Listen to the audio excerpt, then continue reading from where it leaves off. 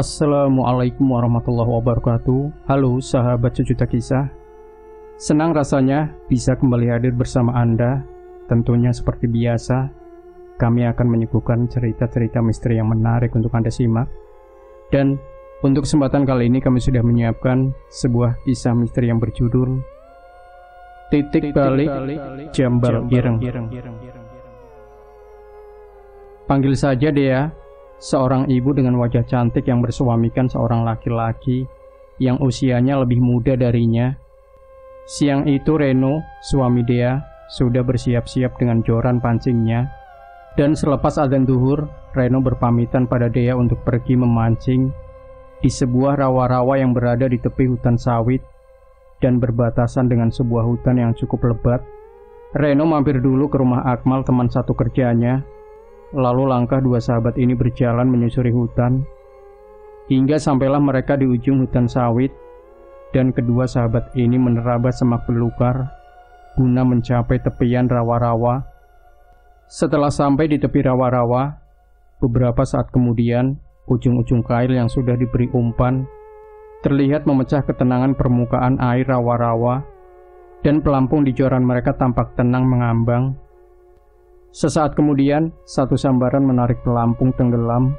Dengan cekatan tangan Akmal menarik joran dan memutar ril benang pancing. Wah Ren, ini benar-benar spot yang belum terjamah pemancing lain. Ini buktinya, ujar Akmal sambil mendaratkan satu ekor ikan gabus di rerumputan tepian rawa. Betul Mal, jawab Reno dengan senyum sumringah di bibirnya, serta tangannya yang sama-sama mutar ril benang pancing. Dan satu ekor ikan dengan jenis yang sama ikut mendarat dengan mulus di tepian rawa-rawa. Hari itu menjadi hari tersibuk bagi dua sahabat yang mempunyai hobi yang sama. Bagaimana tidak sibuk, setiap mata pancing selalu disambar ikan-ikan di rawa itu. Keasikan dan kesenangan mereka akhirnya dihentikan oleh matahari yang tergelincir dan mulai meremang dengan warna kuning keemasan. Ayo Mal, sebentar lagi gelap, ajak Reno setelah semua alat-alat pancing dibereskan. Iya Ren, jawab Akmal. Kedua sahabat itu berlalu pergi meninggalkan tepian rawa-rawa, dan langkah mereka kembali menerabas semak belukar. Aduh, suara jeritan kecil dari mulut Reno mengaduh, disusul dengan badannya yang terduduk. Kenapa Ren? Tanya Akmal sambil jongkok dan memegang bahu Reno. Gak tahu Mal, sepertinya ada duri sawit yang menembus telapak sepatuku, jawab Reno sambil membuka sepatunya dan memeriksa bagian bawah dari sepatunya. Anehnya tidak ada duri yang terlihat menancap, tapi terasa begitu sakit di jempol kaki, ujar Reno sambil kembali memeriksa jempol kaki kanannya. Kok aku merinding ya Ren?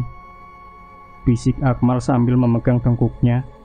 Sama, aku juga Mal, jawab Reno sambil kembali memakai sepatunya. Iya Ren, ayo, tukas Akmal sambil mengulurkan tangan untuk membantu sahabatnya bangun. Sambil sedikit pincang, Reno kembali melangkah didampingi Akmal di sampingnya. Selepas maghrib, akhirnya kedua sahabat itu keluar dari hutan sawit. Akmal duduk sebentar di rumah Reno untuk melepas lelah. Mereka berdua bercerita ditemani kopi panas yang dibuatkan Dea, istri Reno. Adzan Isya berkumandang, aku segera menyambar baju koko yang tergantung di dinding rumah. Tidak lupa peci hitam kesayangan, dan sesaat kemudian langkah kakiku menuju suara gema adzan yang berkumandang. Setelah sholat Isya berjamaah, aku kembali pulang dan duduk di kursi tengah rumah, ditemani secangkir kopi pahit. Lalu seperti biasa, piring kecil itu sudah terisi kopi hitam. Rasa khas dari kopi dan hangatnya membasahi tenggorokan, dan asap dari sebatang rokok mengepul memenuhi ruang tengah yang tak seberapa luas. Suara pesan masuk dari selulerku, tertulis nama Dea di atasnya. Assalamualaikum Mas Wil. Salam Dea di chat waktu itu. Dengan cepat jariku mengetik. Waalaikumsalam Dek, jawabku. Mas Wil lagi sibuk nggak? Tanya Dea. Enggak, lagi duduk sambil minum kopi di rumah, balasku. Oh, Mas Wi, dia boleh minta tolong, ujarnya. Ada apa nih? Jawabku singkat. Lalu dia bercerita bahwa suaminya merasakan sakit di ibu jarinya setelah pulang memancing, dan sekarang sudah 4 hari tidak bisa bangun. Loh, sudah 4 hari? Kenapa baru kasih tahu sekarang, Dek? Ujarku. Kemarin sudah diobati sama orang di sini, dan sudah 4 orang yang mengobati. Tapi suamiku tetap tidak bisa jalan, dan kakinya semakin sakit. Mana nanti hari Senin sudah harus masuk kerja lagi. Dia bingung, dan baru ingat sama Mas Wi. Jadi beranikan diri untuk inbox.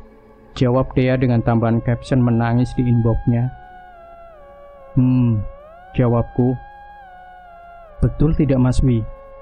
Kata yang ngobatin, kalau seminggu kaki suamiku tidak sembuh, katanya suamiku akan dibawa oleh makhluk goib. Aku takut suamiku kenapa-kenapa Mas. Tolong bantu aku Mas, ujar dia dengan memelas. Coba fotokan kaki suaminya, jawabku. Dan tak lama kemudian sebuah foto terkirim. Aku memandangi foto kaki dari suami Dea. Seret. Sesaat melintas dalam hatiku. Suamimu saat maghrib masih dalam hutan sawit. Dan karena tidak tahu, kaki suamimu menginjak anak siluman ular yang berada tidak jauh dari tempat memancing. Jawabku setelah melihat foto dari kaki suami Dea. Betul banget. Yang mengobati suamiku juga bilang seperti itu Mas, jawab Dea. Tolong Mas, Dea kembali meminta. Insya Allah, jawabku. Betul nggak Mas Wi? Kata yang ngobatin suamiku, seandainya tidak sembuh selama seminggu, suamiku akan dibawa ke alam mereka. Dia kembali mengulang pertanyaan yang sama yang sebelumnya sengaja kualihkan. Setiap orang punya pandangan atau penerawangan sendiri, dan tentunya setiap penerawangan tidak semuanya benar. Kalaupun ada yang benar, mungkin itu sebuah kebetulan. Jangan pernah percaya 100% dengan penerawangan, termasuk dengan Mas Wi. Mungkin ada 1-2 orang yang bisa Mas Wi tolong, dan alhamdulillah tertolong. Itu semua karena atas izin Gusti Allah. Tapi jangan lupa, banyak juga yang Mas Wi bantu dan tidak sembuh. Hal ini menandakan bukan Mas Wi yang memberikan kesembuhan, semua atas izin yang Maha Kuasa. Jawabku sambil mengisap rokok dan mengepulkan asapnya. Tolong Mas Wi, sudah 4 hari ini suamiku tidak bisa tidur. Baru tidur sekejap, terbangun merintih sakit sambil memegangi betis kakinya. Dia nggak tega melihatnya, ujar Dea. Mas Wi bantu, tapi dia sendiri yang mengerjakan. Gimana? Balasku. Iya Mas, nanti Dea yang kerjakan. Dan cara serta doanya gimana Mas? Jawab Dea. Coba fotokan jempol kakinya dan tulis nama suami beserta binya, ujarku. Sesaat kemudian, sebuah foto dan sebaris nama tertera. Siapkan air hangat dan campur dengan garam kasar, tulisku di cat itu. Waduh Mas Wi, gak ada garam kasar, adanya garam dapur. Gimana nih? Seru Dea. Ya sudah gak apa-apa, yang ada saja, balasku. Iya Mas Wi, dia siapkan dulu, tukas Dea. Setelah semua siap, aku mengajarkan Dea. Rendam telapak kaki suamimu dalam air hangat itu. Sebelumnya baca surat-surat ini. Dan saat merendam telapak kaki, usahakan untuk fokus serta bersolawat dalam hati. Rendam selama kurang lebih 30 menit. Saranku pada Dea, dengan segera Dea melaksanakan apa yang sudah disarankan. Hening sepi, suara notifikasi membisu. Aku membaca sebaris nama yang dikirim Dea. Gumamku. Mas, suamiku menjerit-jerit saat telapak kakinya direndam. 10 menit kemudian, rasa sakitnya mereda, dan sekarang suamiku sudah ngorok tidur.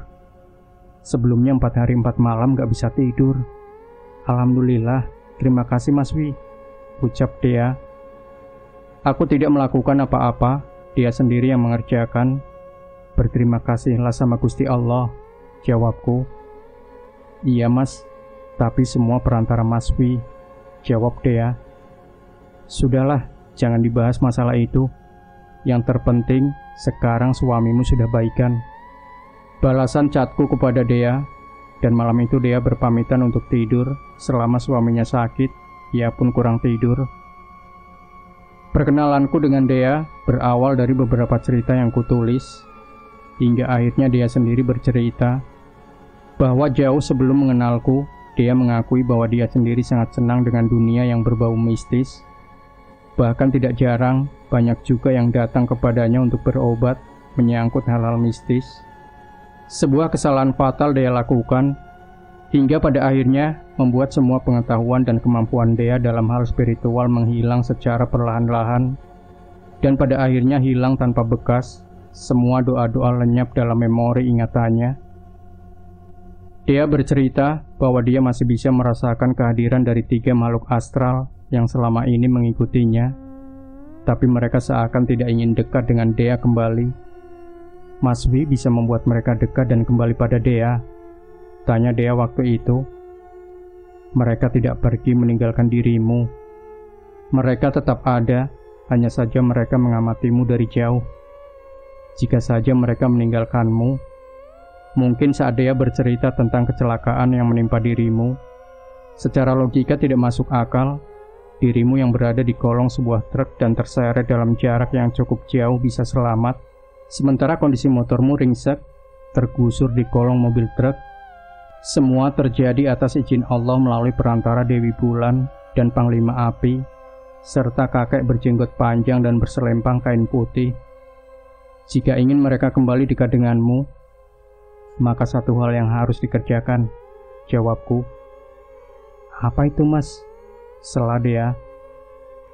Perbaiki dirimu, amalan-amalanmu, sunah-sunah yang selama ini sering lalai, dan yang utama, perbaiki sholat 5 waktu.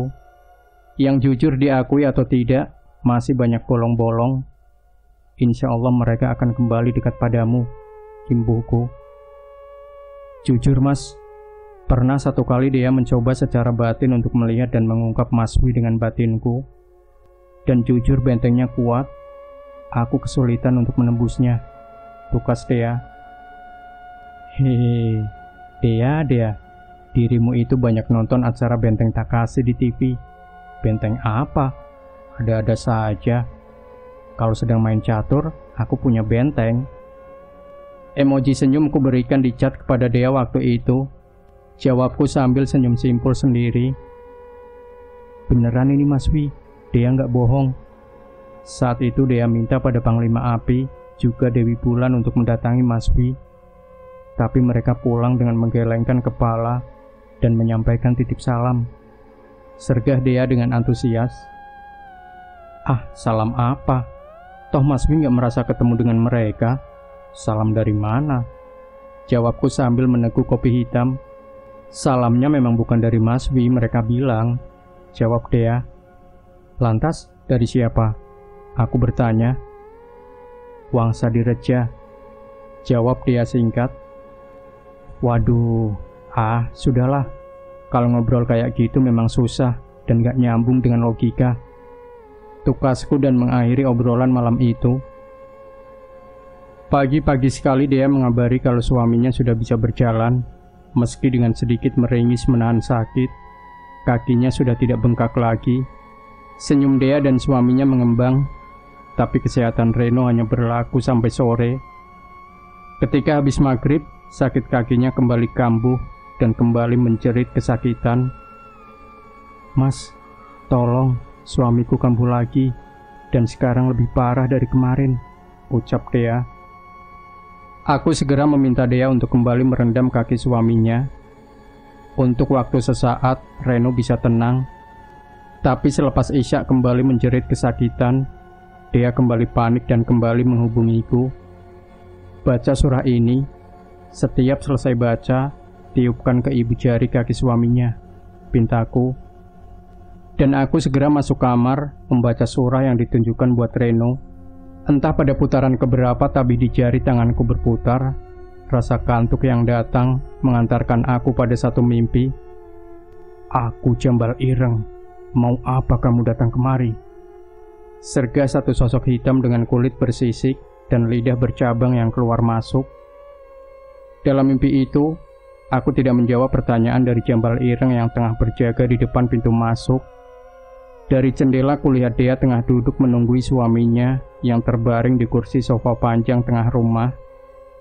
Sementara di halaman rumah, banyak sekali sosok-sosok yang serupa dengan jambal ireng yang sedang berjaga dengan berbagai senjata di tangan mereka agak jauh dari rumah. Di bawah pohon terlihat 3 sosok yang menatap ke arahku. Oh, ini 3 sosok yang pernah dia ceritakan tempo hari itu. Tapi mereka hanya diam. Mungkin sosok jambal ireng dan prajuritnya yang membuat mereka tertahan untuk menolong Dea. Gumamku sambil kembali menatap ketiga sosok itu. Jika kamu datang untuk menolong dia, lebih baik urungkan niatmu. Ini kekuasaanku. Kamu lihat itu, ujar jambal ireng sambil menunjuk ke arah hutan yang terlihat olehku seperti sebuah kerajaan dengan bangunan yang megah. Apa kesalahan anak manusia itu hingga Senopati menyiksa dia dengan membelit kakinya dan menggigit ibu jari kaki, dengan menghujamkan taring dan menusuk-nusuk telapak kaki anak manusia itu? Tanya aku pada Senopati kerajaan ular siluman yang bernama Jambal Ireng. Manusia itu kurang ajar, sudah menginjak putra dari raja kami hingga kepalanya remuk dan mati. Hardik Jambal Ireng. Bangsamu melihat keberadaan bangsa kami, tapi sebaliknya bangsa kami tidak mampu melihat keberadaan bangsa kalian. Maka dari itu, maafkan kesalahan dan kelancangan dari bangsa kami, jawabku sambil mengaturkan salam dan sekaligus meminta maaf. 1 nyawa dari putra raja kami harus diganti olehnya untuk dijadikan pengganti nyawa yang hilang, dan tidak ada tawar-menawar, paham?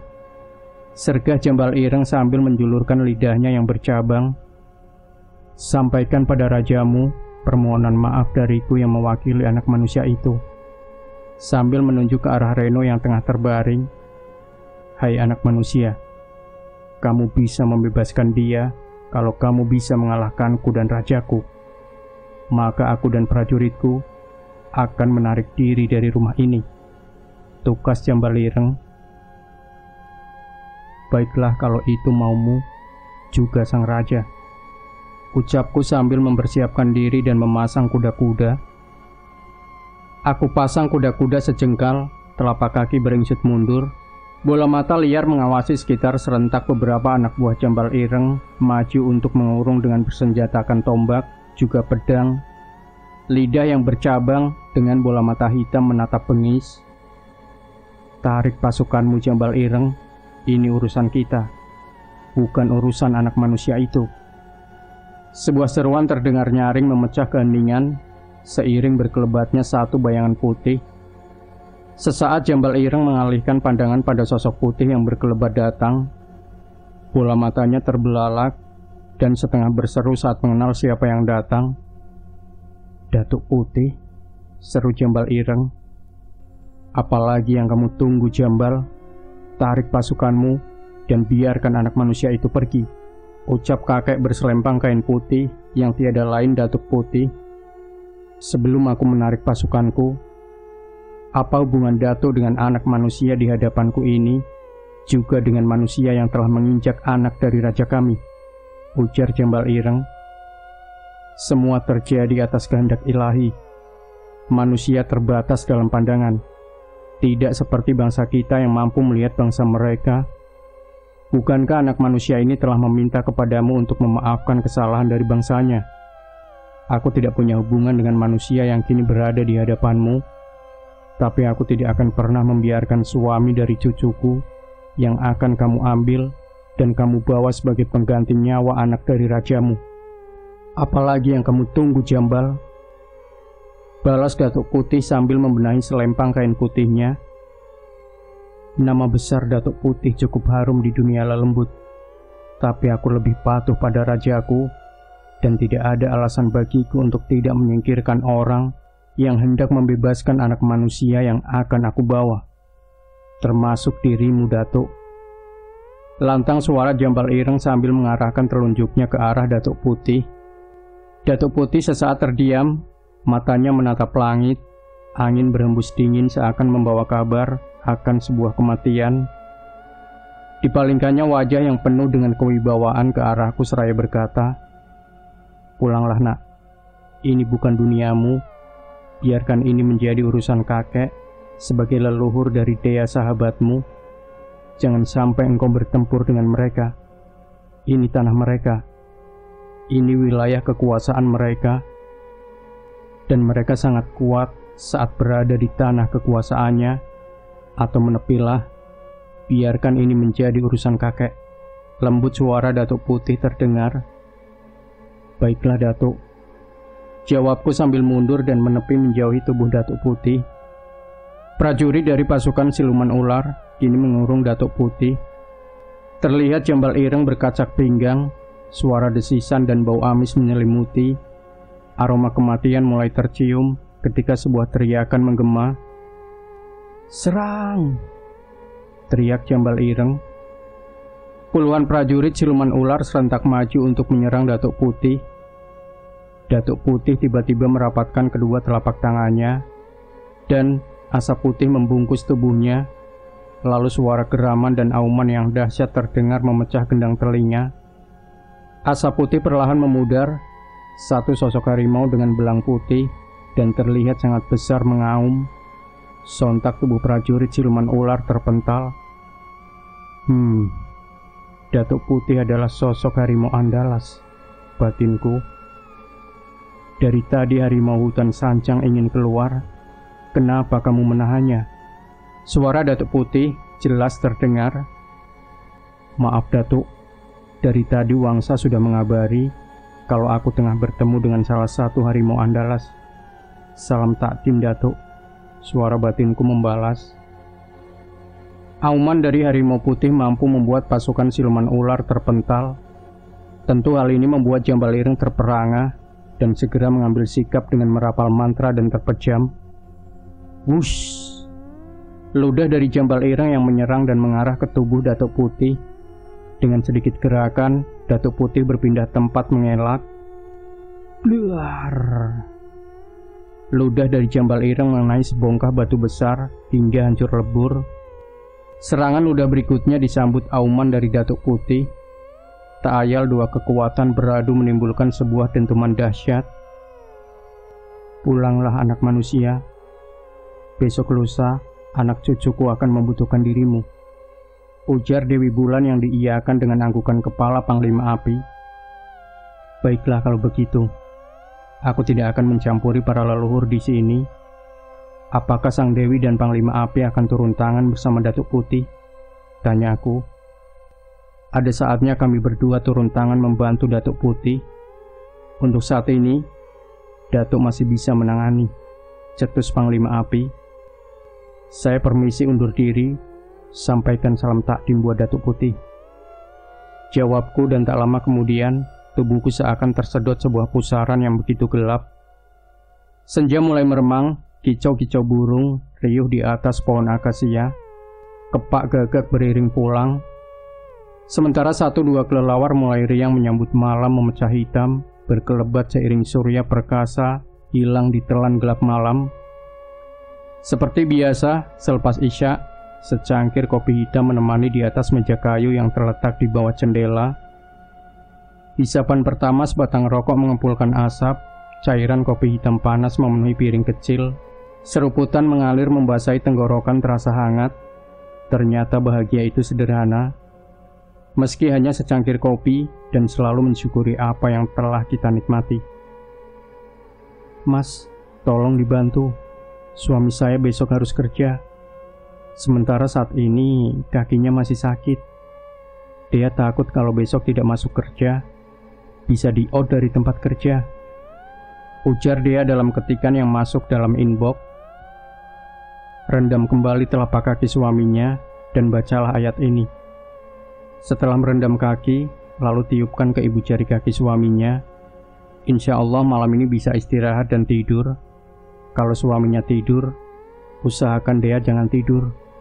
Baca terus ayat yang tadi sampai lewat tengah malam. Balasku di chat inbox dengan Dea.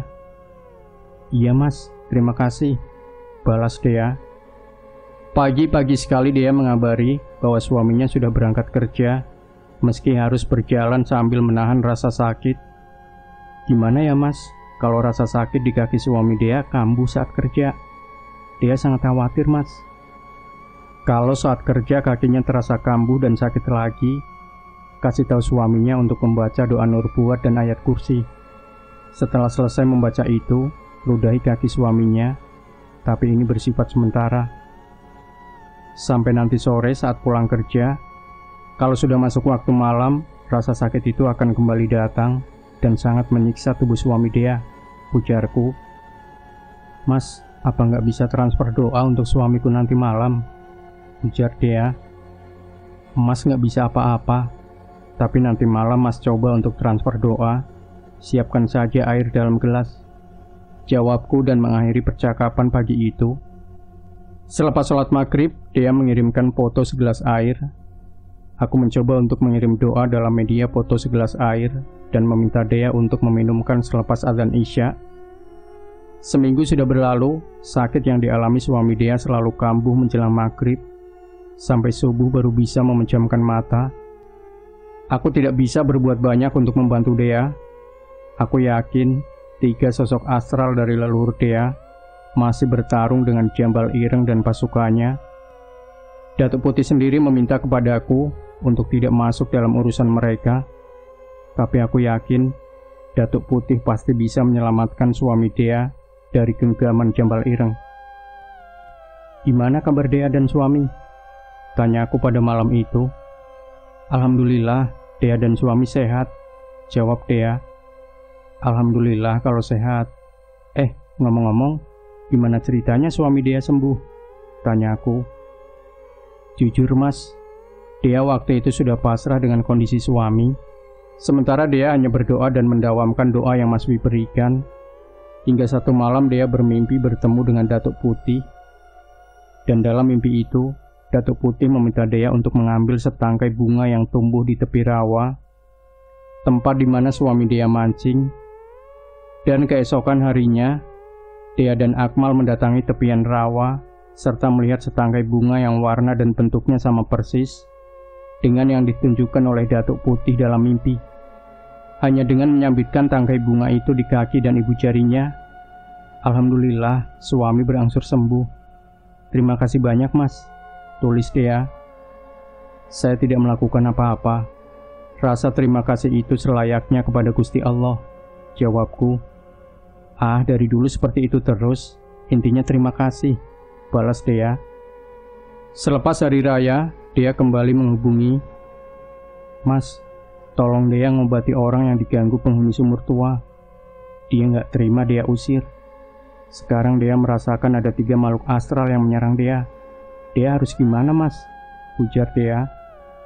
Seorang perempuan yang pertama masuk, disusul sosok tinggi hitam yang masuk dalam tubuh orang yang Dea obati, berasal dari sumur tua. Satu sosok lagi datang dari pohon besar yang tidak jauh dari sumur itu, tulisku. Betul mas, itu yang Dea lihat. Satu lagi Dea hanya merasakan energinya, wujudnya berselimut asap. Dea harus gimana mas? Belum sempat ku balas chat dari Dea, panggilan video masuk. Aku sengaja tak mengangkatnya hingga 3 panggilan. Tatap mata orang yang kerasukan, tahan nafas dalam perut, lalu hentakan dengan menyebut asma Gusti Allah. Sebelumnya baca doa yang sudah diajarkan, dan jangan lupa sholawat, tulisku. Iya mas, akan dia lakukan, balas Dea. Beberapa saat kemudian, dia mengabari bahwa sudah bisa mengatasi masalah yang terjadi. Dea pun bercerita banyak tentang Datuk Putih yang telah kembali membantunya. Demikian juga dengan Dewi Bulan dan Panglima Api. Mereka hanyalah syariat atau perantara. Hakikatnya adalah Gusti Allah. Jangan pernah berpikiran bahwa seseorang itu sembuh berkat tangan kita. Dan satu hal, jangan pernah merasa bisa, ucapku. Demikian sahabat sejuta kisah. Jangan lupa berikan komentar Anda, like, share video ini, subscribe channel Sejuta Kisah. Dan kembali nantikan cerita-cerita misteri terbaru dari kami. Wassalamualaikum warahmatullahi wabarakatuh.